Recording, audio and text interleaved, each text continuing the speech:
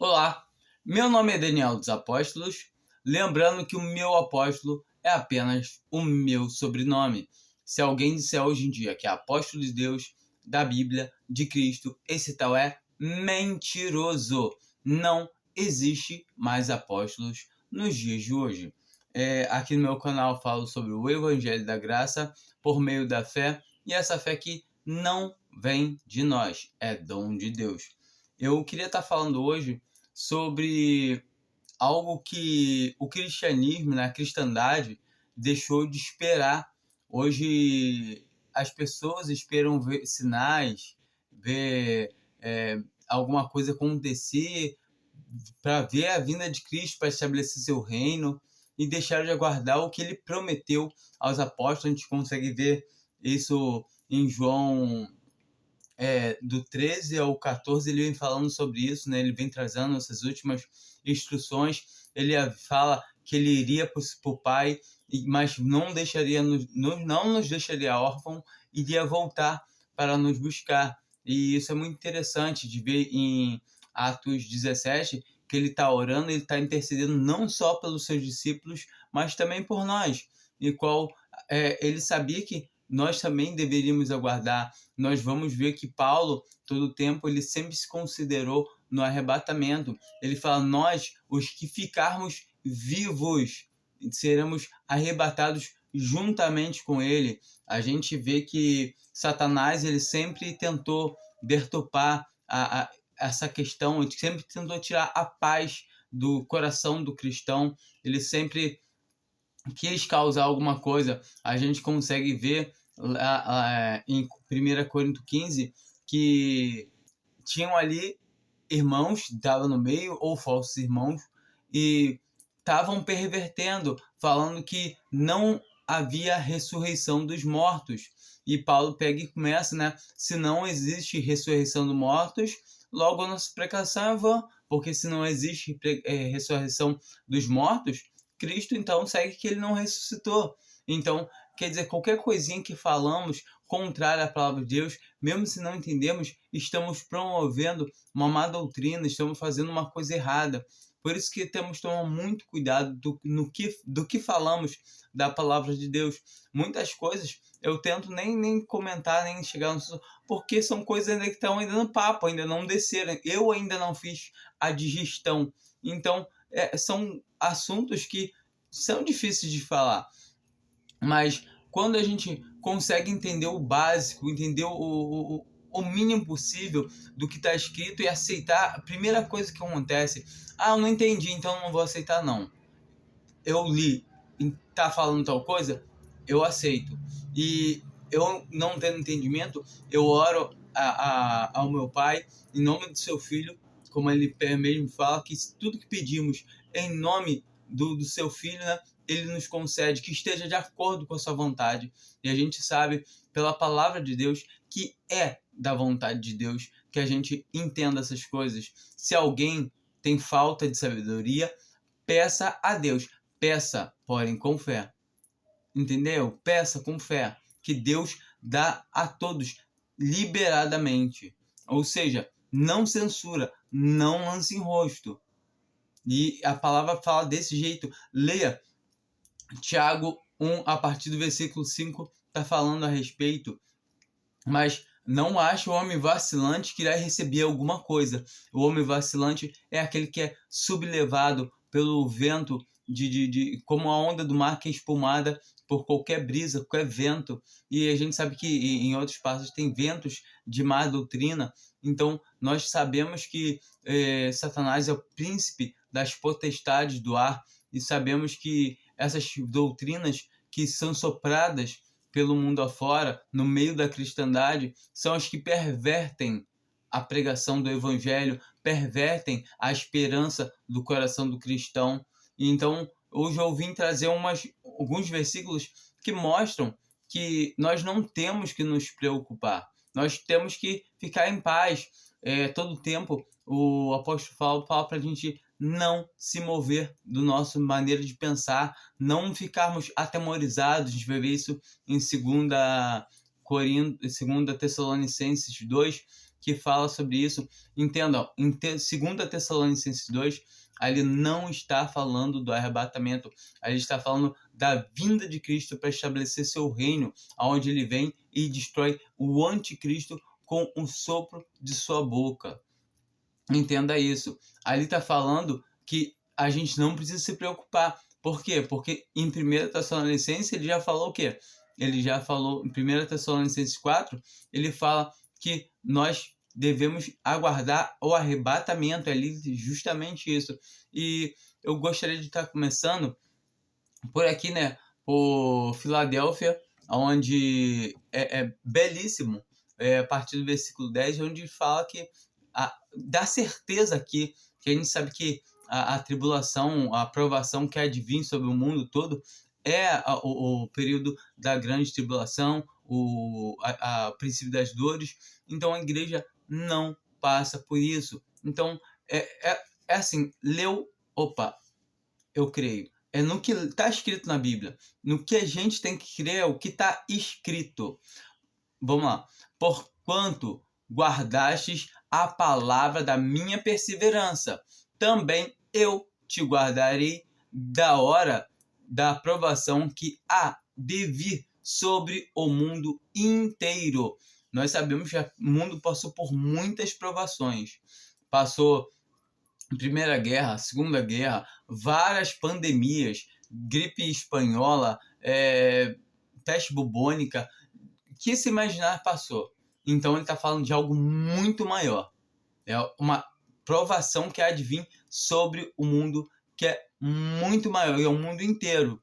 Então é algo pior do que o dilúvio. É algo que vai ser, assim, sabe, o mundo vai, e a palavra de Deus fala que o mundo vai ficar, e isso será após a igreja sair, porque a gente vê nitidamente, para pôr à prova os que habitam sobre a terra. Então, essa provação que há de vir, não vai vir, não, vai vir, está escrito, vai vir.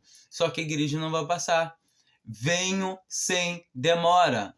Entenda, venho sem demora. Guarda o que tens, para que ninguém tome a tua coroa. Ou seja, tomar a tua coroa não é salvação.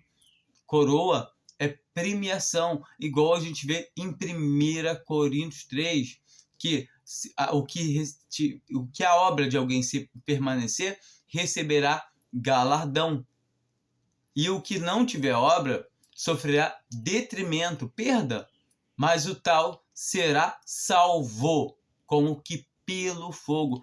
Leia 1 Coríntios 3, leia 1 Coríntios 5, que fala sobre aquele irmão que é entregue a Satanás, Paulo manda tirar ele da comunhão e seja entregue a Satanás para a destruição da carne, para que o espírito seja salvo no dia do Senhor Jesus Cristo. Ou seja, ele estava andando em pecado moral e ele tinha que ser tirado da comunhão, porque ele estava escandalizando o testemunho da igreja. Em todo tempo, a gente tem que entender que a palavra de Deus nos adverte: se alguém não anda como irmão, não saudai, e com tal nem comei. Então, isso a gente tem que entender. Se é uma pessoa mundana, a palavra de Deus já não fala para não é que devemos andar com ela no desenfreamento dela, mas todo tempo devemos tratá-la normalmente. Pelo contrário, devemos ser bondosos com ela, tratando-la bem, para podermos ter como levar o evangelho, primeiramente pelo nosso testemunho e depois, segundo, pelas palavras do evangelho. Então aqui fica muito claro que a igreja não vai passar pela tribulação, ou seja, não vai. A igreja, ela não aguarda aqui. A gente já viu no vídeo que eu fiz, né, a respeito de dispensações, a gente conseguiu entender o básico para ver que a igreja, ela não está nas semanas proféticas de Daniel. Então, quando a gente entende que as semanas proféticas de Daniel ali, a igreja não está, ou seja, falta uma semana, e sabemos que uma semana de anos, né, que são 7 anos, que faltam. E também vemos que em 2 Timóteo 2 haviam Himeneu e Fileto, que diziam que a ressurreição já era feita. E ele pega e manda também entregar esses dois a Satanás para que aprendas a não blasfemar. Ou seja, a gente viu em 1 Coríntios 15 que tinham irmãos falando que a ressurreição, não existia ressurreição. E em 2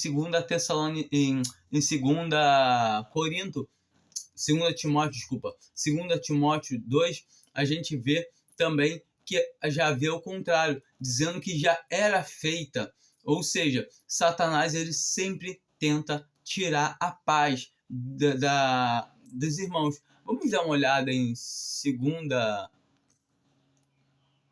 Timóteo 2.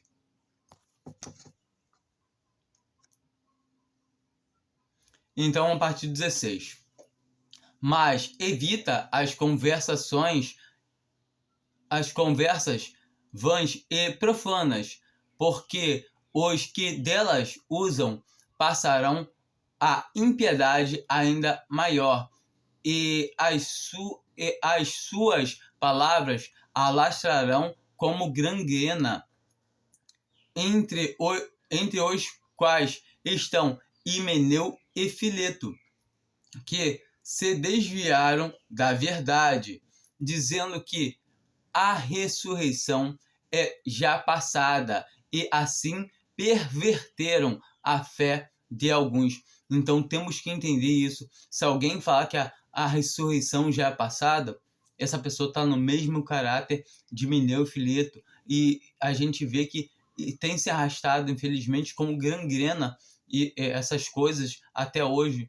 Nós sabemos que o Satanás ele sempre tenta perverter a fé de alguns por meio de vãs palavras. Por isso que a gente deve evitar as conversações que não convêm, as conversas tolas que são contrárias à palavra de Deus. Falar, será que a ressurreição já foi? Gente, a palavra de Deus está dizendo bem claro que o Senhor não nos deixará passar pela hora da provação. Então nós temos que entender que não aconteceu. Nós temos que entender que Paulo deixa aqui bem claro que não aconteceu a salvação. A gente vai ver em 2 Tessalonicenses, não, em 1 Tessalonicenses, cadê aqui? 1 Tessalonicenses 4, que ele está também pegando e trazendo essa palavra ali para dar esse ânimo. Não quero, porém, irmãos, a partir do versículo 13, tá? Não quero, porém, irmãos, que sejam ignorantes acerca dos que já dormem, para que não vos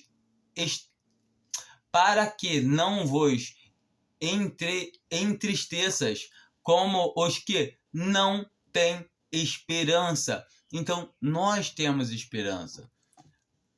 Porque se cremos que Jesus morreu e ressuscitou, assim também os que dormem, Deus, mediante Jesus, os tornará a trazer juntamente com ele. Então aqui ele está falando dele mesmo. Agora Paulo, né, no caso ele estava vivo aqui, agora ele está com o Senhor. Mas no arrebatamento, tanto ele quanto Pedro, quanto todos os irmãos que dormiram, que morreram na época, um irmão que morreu hoje, e hoje o Senhor volta, ele também vai ressuscitar. Então todos nós, os mortos ressuscitarão primeiros, e nós, juntamente com eles, seremos arrebatados. Agora a gente vai ver aqui.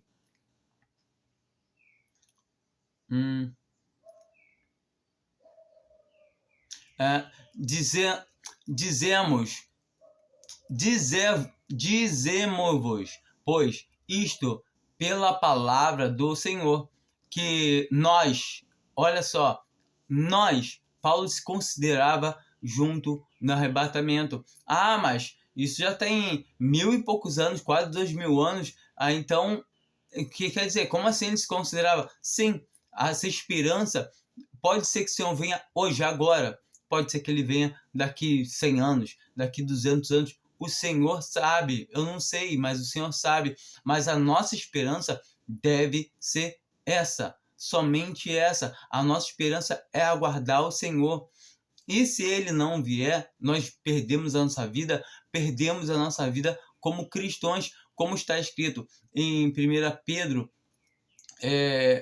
1, a partir do versículo 6, porque importa agora, por um pouco de tempo, sermos contristados com várias provações, né? Então a gente sabe que as provações vêm da parte de Deus, que é para nos experimentar, para nos limpar, para abater essa carne. A gente vê em 1 Pedro 4 que a gente não deve estranhar, como se isso fosse estranho, como se fosse estranha a ardente provação que vem sobre nós para nos experimentar. Nós vemos em Romanos 5 falando a mesma coisa. A gente vê em Tiago também falando, Tiago 1 falando a mesma coisa. Então temos que entender que todas essas coisas servem para nós entender que a vida do cristão aqui nessa vida não é uma vida de prosperidade como é pregado. Isso é uma mentira. Isso são fábulas judaicas, como a palavra de Deus fala. Isso são homens que pegam coisas agradáveis. Eles não suportam a sã doutrina, eles não suportam a verdade, não querem ouvir que, poxa, minha vida vai ser, tem que passar para tribulação? Sim, é necessário, como a palavra de Deus fala. A gente pode dar uma olhadinha daqui a pouco, mas entendam que a vida de um cristão aqui, um cristão, ele está salvo. A felicidade dele é saber que a qualquer momento ele sai daqui e ele vai estar com seu Senhor. Ou seja, a alegria do cristão não é ter uma casa boa aqui, não é ter uma família que legal, boa, bonita, arrumadinha, ajeitadinha, tudo certinho. Não é ter o melhor trabalho, ter um bom carro. A alegria do cristão é saber que Cristo padeceu por ele, porque até então ele estava condenado à morte. Ele estava morto e sem direito a escapar. E o Senhor morreu em seus pecados, como a palavra de Deus fala.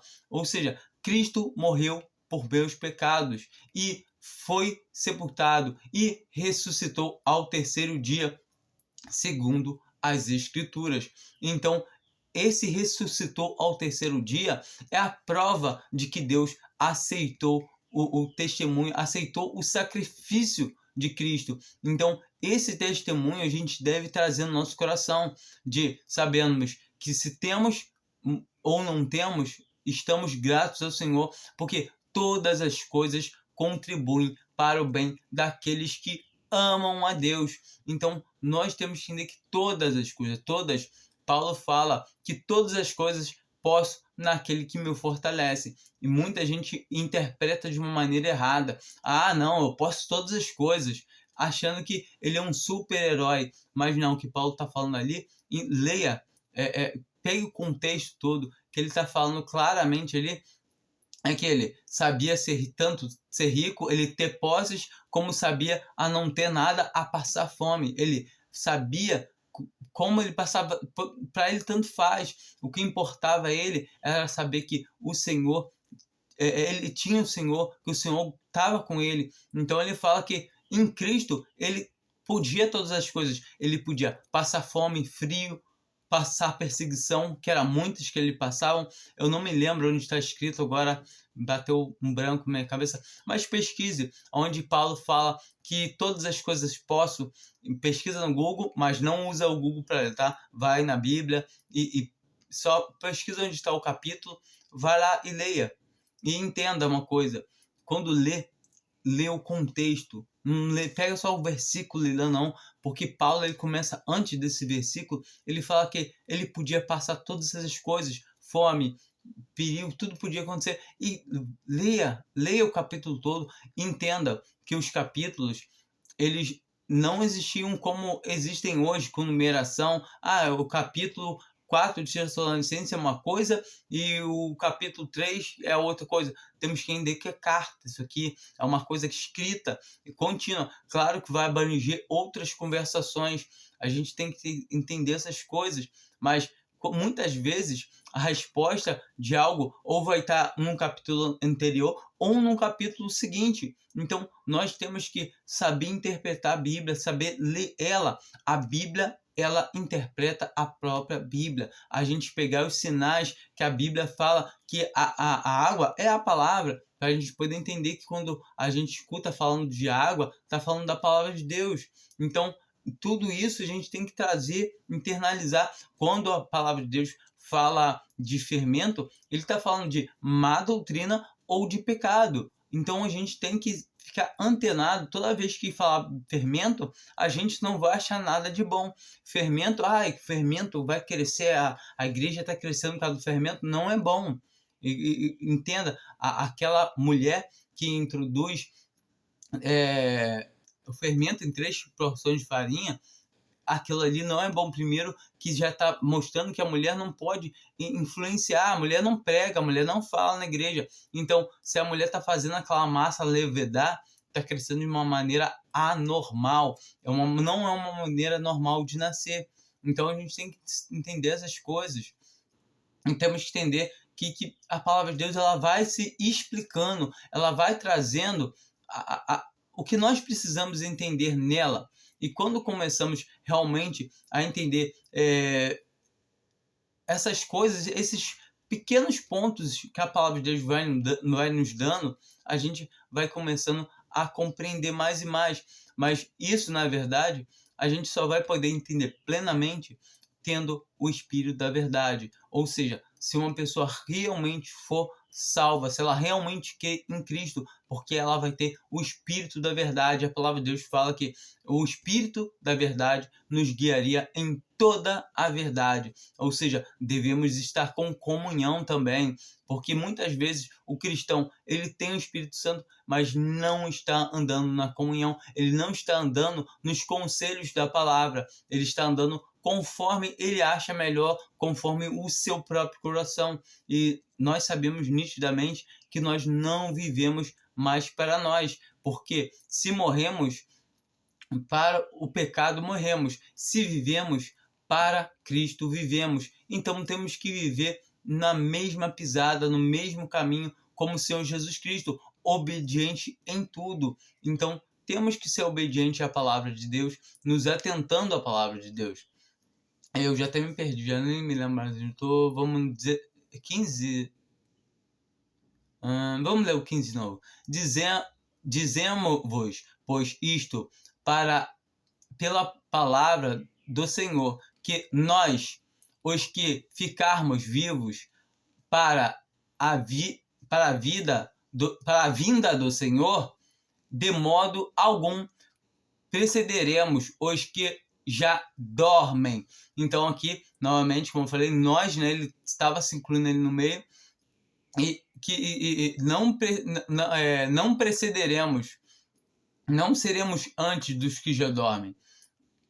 E aí, aqui nós vamos ver, para que o Senhor mesmo, porque o Senhor mesmo descerá do céu com cântico, com grande brado, a voz do arcanjo, ao som da trombeta de Deus, e os que morreram em Cristo ressuscitarão primeiro. Então, essa trombeta, você vai tocar, ela vai ser algo que o mundo não vai escutar. O mundo não vai ouvir, somente os salvos. E entendam que os mortos ouvirão.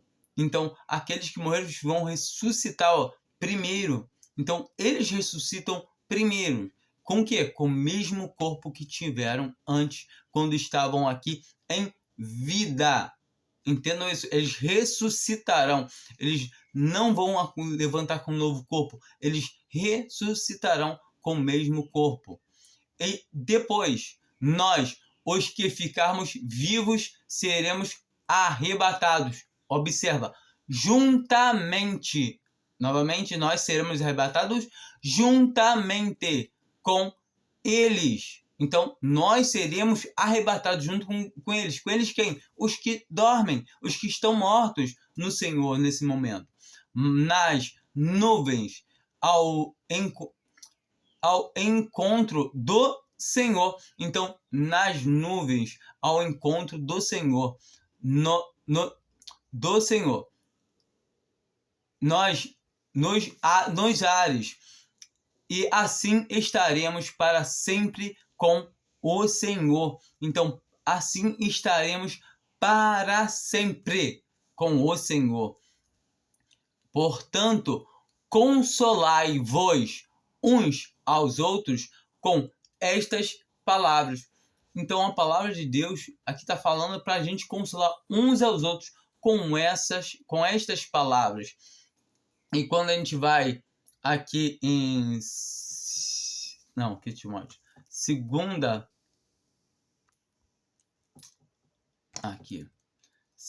Tessalonicenses 2, a gente vai encontrar o apóstolo Paulo falando o seguinte. Aqui observa, aqui ele não está falando do arrebatamento, aqui ele está falando da vinda de Cristo.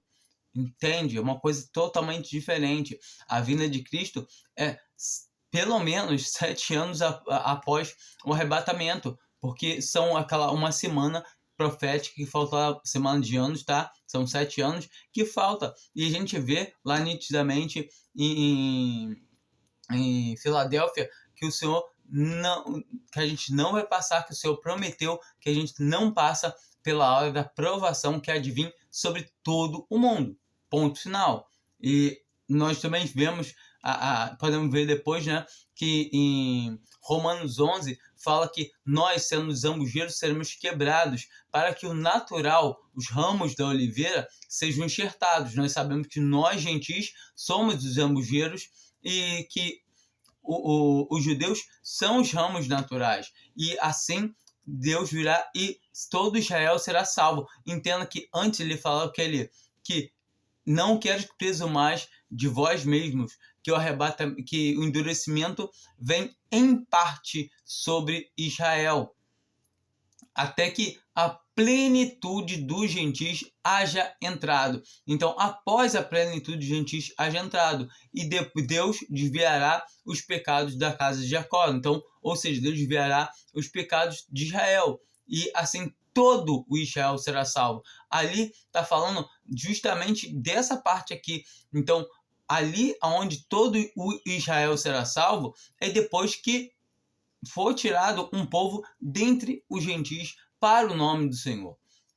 Ora, quanto à vinda de nosso Senhor Jesus Cristo e a nossa reunião com Ele, rogamo-vos, irmãos, que não vos movais facilmente do vosso modo de pensar. Então ele está falando da nossa reunião com Cristo e do arrebatamento ali, para a gente não se mover do nosso maneira de pensar, como ele já falou na outra carta, essa mesma assembleia.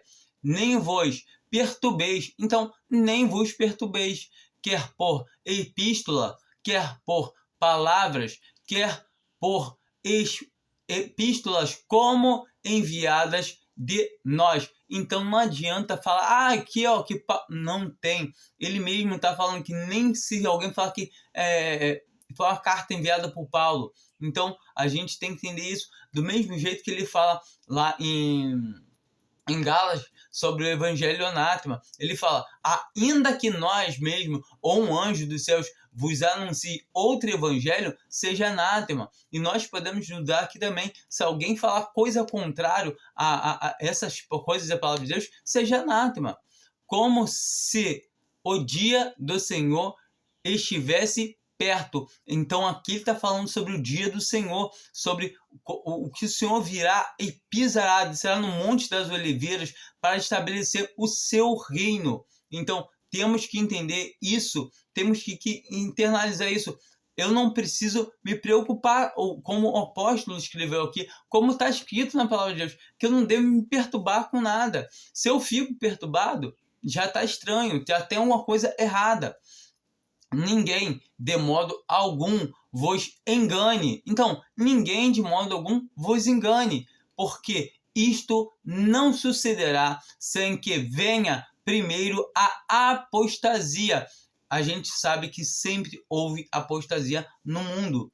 Então, que apostasia ele está falando? É uma apostasia grande, de tal tamanho.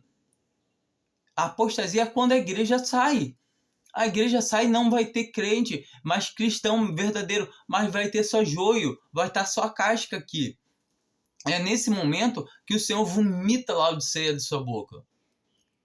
Entende? Do mesmo jeito que ele quebra os ramos para tornar a edificar os ramos da oliveira. Entende? Como está escrito em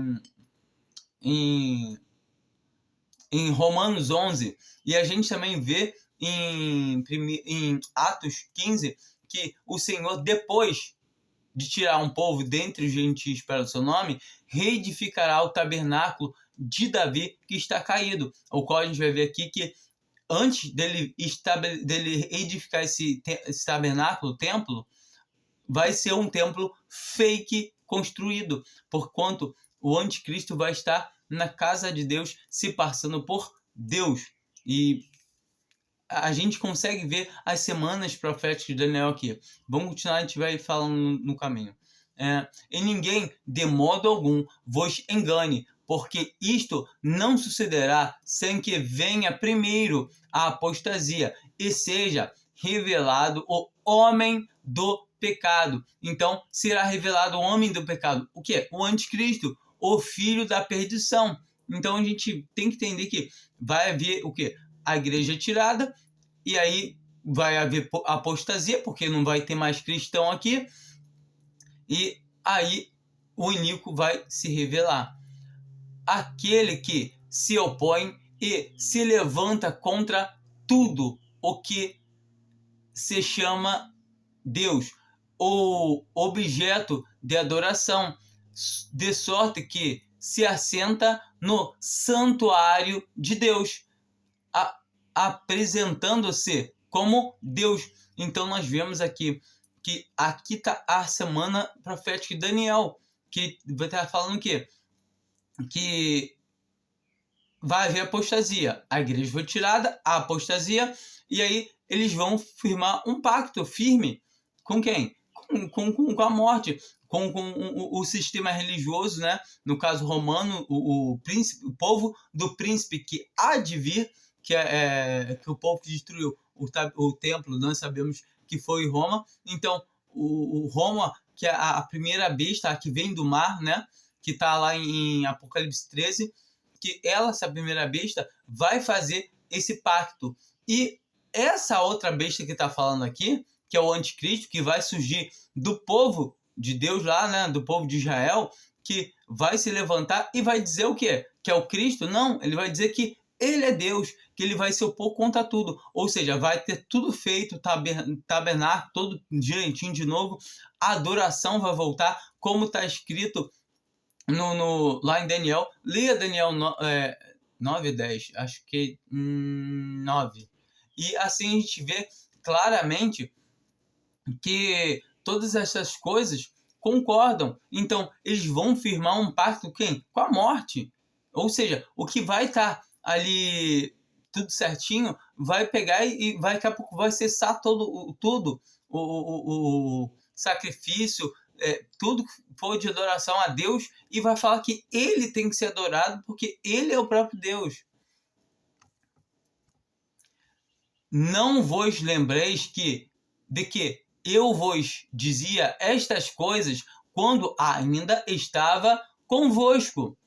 E agora vós sabeis o que o detém, para que a seu próprio tempo seja revelado. Então, o que agora sabeis, e agora vós sabeis o que o detém. Então, o sistema que detém tudo isso acontecer é o sistema que Deus instituiu de governo nesse mundo. E aqui a gente vê, então, pois o mistério da injustiça já opera. Somente há um que agora o detém, detém até que seja posto fora. Ou seja, aqui está falando do Espírito Santo que habita no cristão individualmente e na igreja coletivamente. Então, está falando tanto do sistema que Deus instituiu de governo nesse mundo, que detém que o anticristo se revele, e também do mesmo modo que há também o Espírito Santo que habita aqui na Terra. Enquanto o Espírito Santo estiver aqui, não pode haver a vinda do anticristo, ele não pode se revelar. Então, a gente tem que entender muito claramente isso. Então, a apostasia, para ver, a igreja tem que sair. Quando a igreja sai, quando o Espírito Santo sai, sabemos que o Espírito Santo foi dado para estar com a igreja para sempre, no cristão para sempre. Então, é ponto final. Muita gente me questiona acerca disso, falando, como é que o pessoal vai crer então? Como é que o pessoal vai se arrepender, vai se converter?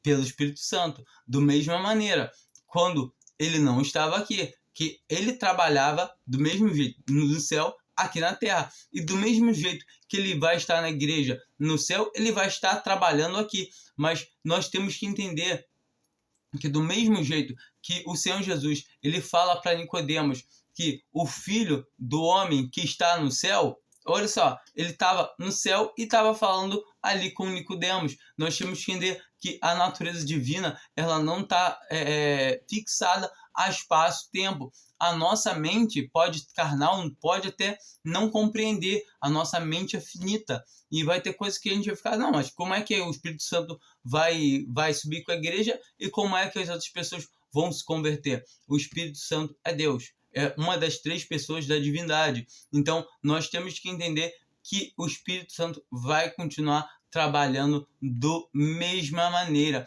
porque sem o Espírito Santo de Deus é impossível haver salvação. Sem o Espírito Santo de Deus é impossível haver conversão. Sem o Espírito Santo de Deus é impossível que alguém creia, é impossível que alguém se converta. Então, a gente tem que entender que o Espírito Santo é tão necessário, porque ele é Deus. A gente tem que entender que é Deus Pai, Deus Filho e Deus Espírito Santo.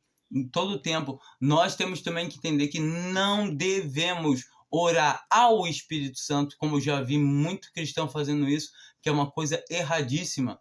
Nós devemos orar no Espírito, mas não ao Espírito. São coisas bem distintas, bem diferentes. Então, temos que entender isso.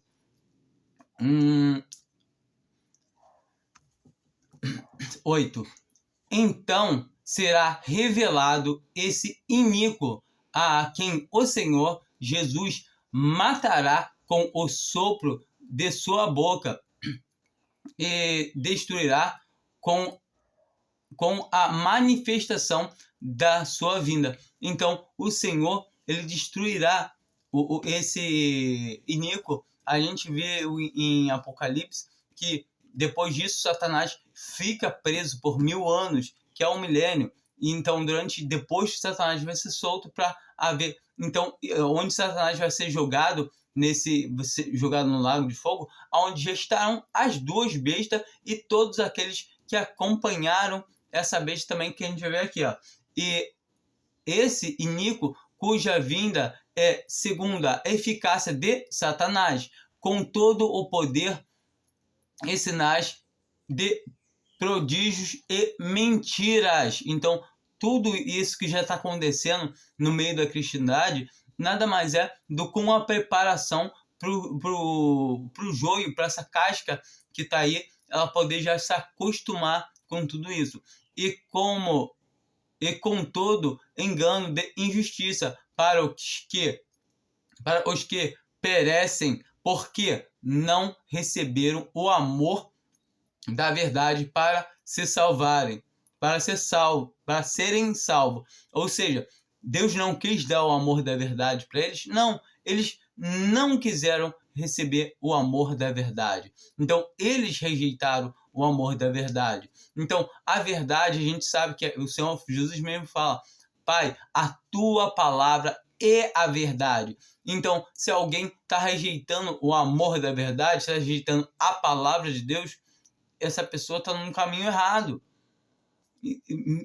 Pelo menos, graças a Deus, se essa pessoa crê que Cristo morreu pelos seus pecados, que ela vai ser arrebatada do meio do fogo, né? Mas todo o tempo ela vai estar, perdendo de poder estar desfrutando dessa alegria, de saber que não passa por tribulação, de estar tranquilo, de poder saber que o Senhor guarda ela, de que essas provações são motivos de alegria, motivo de saber que o Senhor está agindo na nossa vida. Então, muitos cristãos perdem esse foco, achando que não suportando, não querendo mais ouvir a sã palavra, a doutrina, a pura água, e aí querem ouvir coisas agradáveis. E muitas vezes a gente entende que coisas ruins são para o bem, igual um filho, você leva ele para uma vacina, é ruim, teste do pezinho, quando eu vi meu filho fazendo, poxa, eu fiquei com uma raiva, vontade de bater na enfermeira, mas eu sabia que aquilo era uma coisa boa. A mulher lá com um estiletezinho, dá um corte no pé do garoto e começava a espremer, e ele chorando, mas era pro bem dele. Então a gente entende essas coisas. Quando o filho vai tomar vacina, a gente não quer levar, mas a gente leva porque a gente sabe que é pro bem. Então, são coisas ruins naquele momento, mas que são para o bem depois. Então, nós temos que entender que as provações, tudo isso que passamos aqui nessa terra, pelo nome do Senhor, é bom, é benéfico para a gente. Por mais que pareça ser uma coisa ruim, não é ruim, não é. Porque o Senhor está no controle de tudo. A gente consegue ver assim, linear, e o Senhor, ele vê tudo, completo, plano todo. Então, se o Senhor tem permitido a gente passar tais e tais coisas, amém, está na mão dele, não resmunga, não anda fora da palavra, continua andando dentro da palavra e sabendo que o Senhor está cuidando de você, está zelando por você. E por isso, Deus lhes enviará a operação do erro, para que creiam na mentira. Então, assim como o Senhor colocou um espírito entorpecido em Israel, endureceu Israel em parte, mas aqui ele vai endurecer esses que diziam ser cristãos, que estavam seguindo com Bíblia debaixo do braço, isso, aquilo, outro, e não quiseram receber o amor da verdade para se salvarem. O Senhor realmente vai, enviar a operação do erro para que creiam na mentira. Então eles vão crer no anticristo. Vão ser eles que vão perseguir os judeus.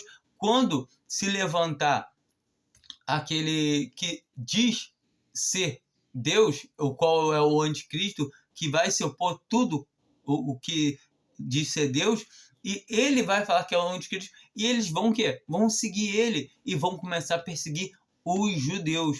A gente tem que entender isso. Para que sejam julgados todos os que não creram na verdade. A palavra de Deus é a verdade.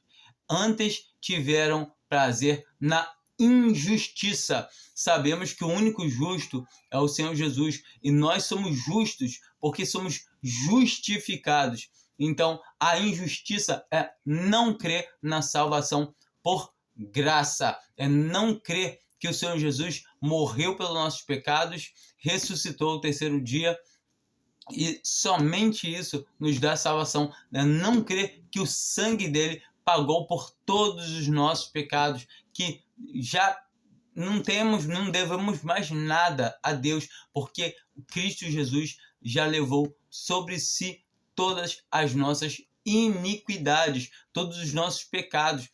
A palavra de Deus fala, vamos dar uma olhada em 1 Coríntios 15. A gente vai começar aqui, Ora, eu lembro-vos, irmãos, o evangelho que já vos anunciei, o qual também recebestes, e no qual persevereis, pelo qual também sois salvos, se é que conserveis tal como vou-lo anunciei, se é que cresces em vão. Então, todo o tempo, o que Paulo traz aqui é que devemos perseverar, sim.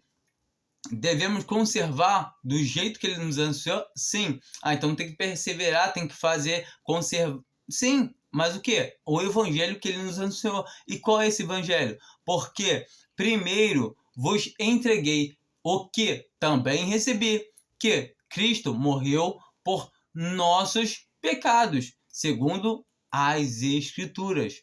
Então, segundo a palavra de Deus. E que foi sepultado, que foi ressuscitado ao terceiro dia, segundo as Escrituras. Então, esse é o evangelho que nós devemos ter no nosso coração, na nossa mente, no nosso espírito. Ou seja, quando temos esse evangelho eternizados dentro de nós, que não podemos perder a salvação, porque Cristo já morreu por nossos pecados, Cristo já padeceu, está consumado. Então, quando entendemos isso, de fato, temos o selo do Espírito Santo, temos o Espírito da verdade habitando em nós, que nos guia em toda verdade. Então, agora estamos aptos para poder entender as coisas de Deus, para entender os desígnios, as coisas que Deus quer na nossa vida. Pelo quê? Pela palavra. Devemos saber como devemos andar. A vontade de Deus é que todo homem se salve. Sabemos que nem todos vão ser salvos, infelizmente, porque não querem receber o amor da verdade para se salvarem, como a gente acabou de ler. E que cheguem ao pleno conhecimento da verdade. Infelizmente, nem todos vão chegar ao pleno conhecimento da verdade. Vão estar salvos, sim, mas não vão chegar ao pleno conhecimento da verdade. Por quê? Porque querem andar nas suas dissoluções, querem andar nas suas concupiscências, querem andar nas suas próprias vontades, que não querem dar ouvido à palavra de Deus. Então isso é um homem que vai chegar tendo detrimento na presença de Deus, ou seja, vai chegar perdendo a coroa, como a gente leu lá em Filadélfia. Então ele vai perder a coroa dele, porque não está andando de acordo com a palavra. É um salvo? Sim, mas vai com uma vida perdida. Ele vai estar perdendo a sua vida aqui na terra. Ou seja, a vida que ele poderia viver para o Senhor, para dar um bom testemunho, ele vai estar vivendo para si, então é uma vida perdida. Uma vida que o Senhor não está nela. Não vai estar o Senhor não vai compactuar com essa vida. E muitas vezes a gente vai encontrar cristãos verdadeiros levando uma vida miserável por quererem viver fazendo as suas próprias vontades, as suas próprias concupiscências. Aproveitando que estamos aqui,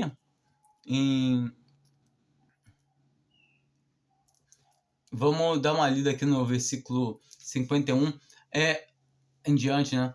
Vamos lembrar também que leiam esse capítulo todo. Melhor coisa que vocês fazem, tentem entender, orem a Deus. Não entendeu? Orem a Deus, peça o Senhor sabedoria, entendeu? Vá remoendo, ruminando a palavra de Deus, leia de novo, leia versículo a versículo, entendendo o que o apóstolo Paulo está falando. Então aqui ele nos diz aqui, ó, eis aqui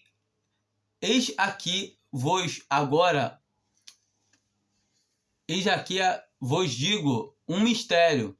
Nem todos dormiremos, mas todos seremos transformados num momento, num abrir e fechar de olhos. Então, todos nós seremos transformados juntos com aqueles que ressuscitaram primeiro, como a gente viu lá em 1 Tessalonicenses 4, ao som da última trombeta, porque a trombeta soará e os mortos serão ressuscitados incorruptíveis. Então eles serão ressuscitados incorruptíveis e nós seremos transformados, porque é necessário que isto que é corruptível se revista da incorruptibilidade. Lá em 2 Coríntios 5 também fala sobre isso, sobre não sermos achados nu, mas nós não queremos ser achados nu, ou seja, não queremos ser despidos, mas sim revestidos. E que isto que é mortal se revista da imortalidade. Mas quando isto que é corruptível se revestir da incorruptibilidade, e assim isto que é mortal se revestir da imortalidade, então se cumprirá a palavra que está escrita: tragada foi a morte na vitória. Onde está, ó morte, a tua vitória? Onde está, ó morte, o teu aguilhão? O aguilhão da morte é o pecado, e a força do pecado é a lei. Entende? É muito lindo, né? Que a lei ela só aponta, ela condena. A lei ela serviu para potencializar isso. Leia Romanos, sabe? Tenta entender essas coisas, estão escritas na palavra de Deus. Mas graças a Deus que nos dá a vitória por nosso Senhor Jesus Cristo. Então a nossa vitória está no Senhor Jesus Cristo.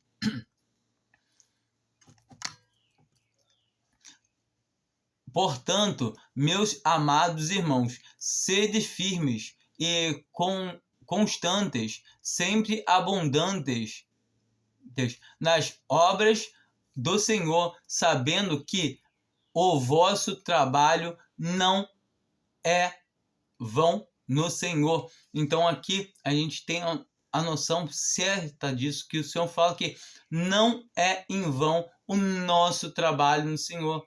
Então o nosso trabalho não é vão.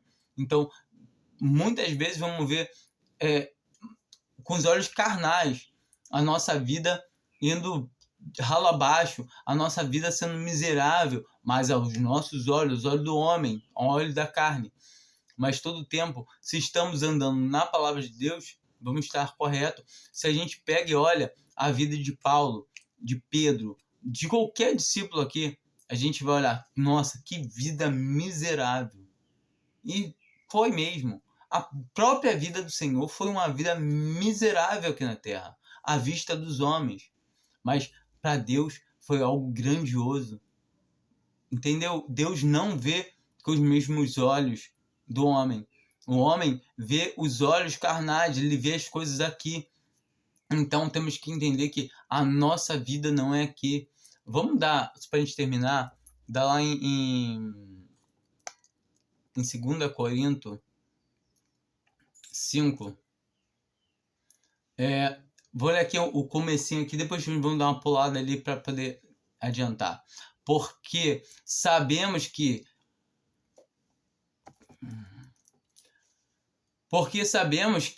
a nossa casa terrestre porque sabemos que se a nossa casa terrestre deste tabernáculo se desfizer, temos de Deus um edifício, uma casa não feita por mãos eterna no céu. Aqui ele fala do que nós já temos em Cristo. Cristo morreu por nós. Nós temos morada, como Cristo disse, que ele iria nos preparar lugar. E nós sabemos que, assim como ele prometeu, falou pro bandido na cruz, que ainda hoje estará comigo no paraíso, estaremos com ele. Todavia, estaremos em situação de Hades, estaremos desligados, sem um corpo físico. Sabemos que o Senhor já está com o corpo dele glorificado. E a palavra, leiam Romanos 15 todo, para vocês poderem entender que assim como o Senhor nós viremos também. Pois neste tabernáculo, nós gememos, ou seja, nós não queremos estar nesse tabernáculo, desejando muito ser revestidos da nossa habitação, que é do céu. Então, gememos muito, desejando muito sermos revestidos da nossa habitação, que é do céu. Se é que estamos vestidos, não fomos achados nus. Ou seja, o que é ser achado nu? É um irmão que está em pecado moral, que o Senhor, em 1 Coríntios 3, fala que se alguém destruir o templo do Espírito Santo, ele destruirá o quê? O templo. Ou seja, ser achado nu, ser despido antes da hora. Porque porque na verdade, nós, os que estamos neste tabernáculo, gememos oprimidos, porque não queremos ser despidos, mas sim revestidos, para que o mortal seja absorvido pela vida. Então, pelo que todo tempo a gente quer que esse corpo mortal, esse corpo corruptível, seja absorvido pelo imortal e pela vida, pela incorruptibilidade. Ora, quem para isto mesmo nos preparou foi Deus. Então, quem nos preparou para isso tudo foi Deus. E também a gente vê lá em 1 Pedro 4, ele falando, se padecemos pela obra de Deus, é do agrado de Deus, é a vontade de Deus. Deus nos preparou para isso, o qual nos deu como penhor o Espírito. Então, ele nos deu como penhor o Espírito. Isso é magnífico, de sabermos que temos esse selo, de que não podemos perder a salvação. Temos, portanto,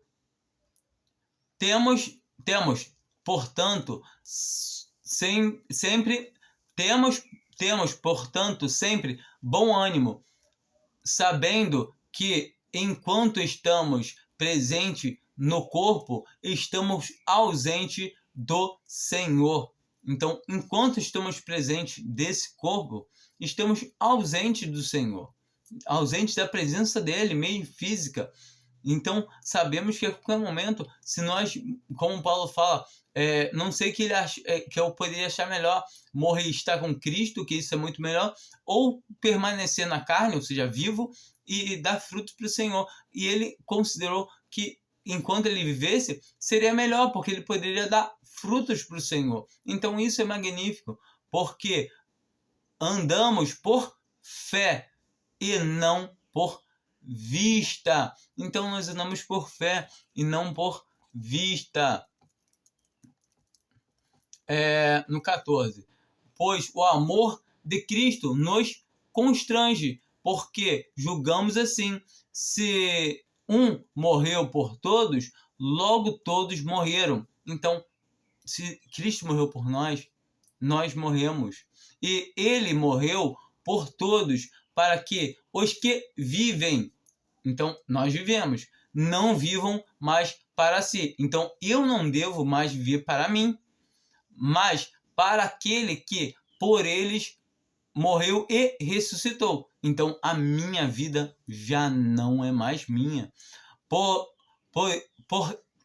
isso, daqui por diante, a ninguém conhecemos segundo a carne.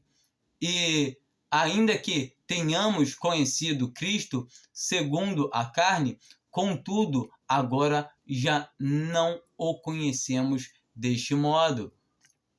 Pelo que, se alguém está em Cristo, nova criatura é. Ou seja, melhor, nova criação. Entenda que se nova criatura é nova criação.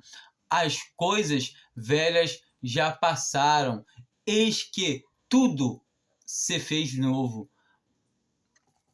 Mas todas as coisas provêm de Deus, que nos reconciliou consigo mesmo por Cristo e nos confirmou o ministério da reconciliação. O ministério da reconciliação nada mais é do que essas palavras de evangelho, a obra do evangelho que nós devemos pregar. Devemos primeiramente pregar pelo nosso testemunho e, quando necessário, usarmos as palavras que estão na Bíblia, não palavras nossas, mas palavras de Deus, como Paulo fala em 1 Coríntios 1, 2, 3, ele vem falando que ele não usou de palavras persuasivas para que a fé de ninguém se apoiasse em alguma outra coisa que não fosse Cristo. Ele sempre pregou Cristo e esse crucificado. Essa é a obra do Evangelho, é quando nós entendemos isso. E a coisa mais bela que tem, que quando sabemos que estamos salvos, nós aguardamos a volta do nosso Senhor a qualquer momento. 19. Pois que Deus estava em Cristo reconciliando consigo o mundo, não imputando aos homens as suas transgressões, e nos resgatou da palavra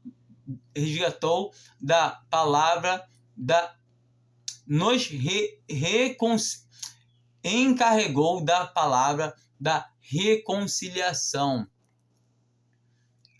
de sorte que somos embaixadores por Cristo, como se Deus por nós vos exortassem. Rogamo-vos, pois, por Cristo, que vos reconcilieis com Deus. Aquele que não cometeu pecado, Deus o fez pecado por nós, para que nele fôssemos feito justiça de Deus. E aqui novamente, nós sabemos que a única maneira de ser justo é ser justificado na fé do Filho de Deus. Nós vemos aqui que Deus estava em Cristo. A palavra de Deus fala que Deus não pode ter comunhão com o pecado, e Deus se virou, voltou as costas para Cristo naquelas 3 horas de trevas. Ele fala: Deus meu, por que me desamparaste? Porque Deus realmente não podia ter comunhão com o pecado. Mas ao mesmo tempo, quando a gente lê aqui que Deus não estava ali, Deus virou as costas para ele, ao mesmo tempo essa palavra fala que Deus estava em Cristo. E isso é magnífico, porque a gente não consegue entender mesmo. Como assim Deus não estava, mas estava? Eu não entendo, mas eu creio. Então é isso que a palavra de Deus nos ensina, que a gente deve crer. E assim, do mesmo jeito que o Espírito Santo ele vai sair daqui da terra quando houver o arrebatamento, e ele vai continuar trabalhando aqui na terra, vai. Entende? E são essas coisas que a gente não consegue compreender, porque a nossa mente está fixada nesse espaço-tempo. Só que Deus não está condicionado nisso, para a matéria, espaço, a tempo, porque Ele é Deus. Ele é Deus. Então Ele não precisa de nada disso para poder estar preso a isso. Ele, sabe, é tudo. Então temos que entender que a nossa esperança, como fala a palavra, é a vinda de Cristo. A nossa esperança não é esperar ver sinais, não ficar olhando para a ocasião. A nossa fé deve ser essa. A gente não anda por vista, mas por fé, como a gente acabou de ler também. Então, a gente olha para o Senhor, somente para o Senhor. Não seja igual Pedro, que foi olhar para a circunstância, olhou para o vento e afundou. E o Senhor esticou, ele quando pediu ajuda, o Senhor esticou a mão e levantou ele. Então, nós não temos que ficar olhando para a circunstância. Está tudo errado na minha vida. Dá glória ao Senhor, dá glória em tudo, dá graça em tudo. A palavra de Deus fala que em tudo dá graça. A palavra de Deus fala que todas as coisas concorrem para o bem, colaboram para o bem daqueles que amam a Deus. Então, você está andando direito, está andando na palavra. Se você está andando de maneira errada, você está sujeito a açoites, do qual todos se têm feito participantes. Agora, se você está andando no certo, você está sob aprovação, que é necessário que todos nós participemos. Então, se atente a isso, que as provações são coisas que é necessário que passemos, e as correções são devido às nossas tentações, que nós deixamos muitas vezes, seguimos a elas e deixamos elas darem fruto, e frutos que vão gerar correção. Ou nós vamos gerar frutos para Deus, ou vamos gerar frutos para o mal. E quando geramos fruto para o mal, recebemos correção, porque não há filho ao quem o Senhor não corrija. Entendam isso. Depois vamos falar um pouquinho, fazer um vídeo falando sobre correções, que eu acho muito importante. Enquanto eu vejo muita gente achando que é algo estranho estar sendo corrigido, é algo estranho estar passando provações. E então fiquem com Deus. Espero que tenha sido instrutivo esse vídeo, tá bom? Fiquem com Deus. Amém.